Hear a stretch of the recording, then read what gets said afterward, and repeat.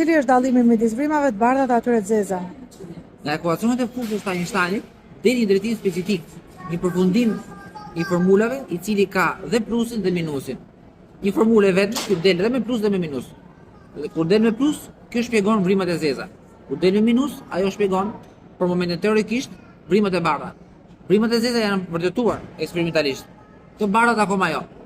Por, duke parë drejtimin në grafike të Einsteinit, drejtimin e kohës, drejtimin e hapësirë kohës që merr tek këto grafike, vrimat e zeza dhe vrimat e bardha përputhen në boshtin 0. Domethënë, dhe boshti 0 vertikal, ku është tek 0, është horizonti i ngjarjes. Dhe horizonti i ngjarjes tregon që jashtë vrimave të zeza ne kemi energjinë që futet, lëndën, grimca që thithet tek vrima zezë, nga brenda vrimës zezë ne kemi një vrim bardh.